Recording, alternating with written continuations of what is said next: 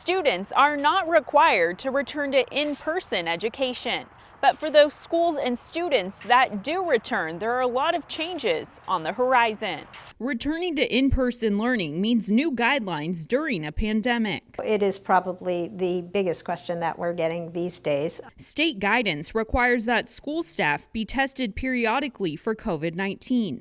Over 2 months, 25% could be tested every 2 weeks or 50% every month to rotate which staff are tested. State guidance also recommends symptom checks prior to entering campus, like questions and a temperature check. Parent Josie Slauson of Paso Robles says her kids are looking forward to going back to school. Of course, it's a difficult decision to make, but I think they'll benefit from being with their friends.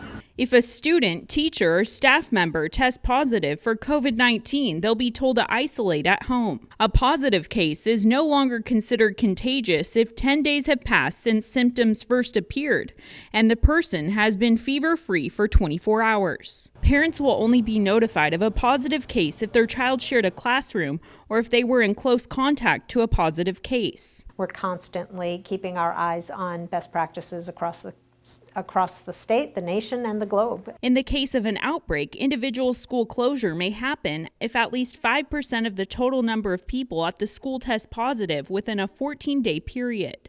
If a school closes, it may reopen 14 days after cleaning and disinfection, among other requirements. We're going to work with our schools to make sure that we do it in the safest ways possible with all the protective measures in place.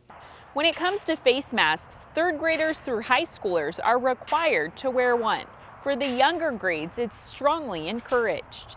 In San Luis Obispo, Alexa Bertola, KSBY News.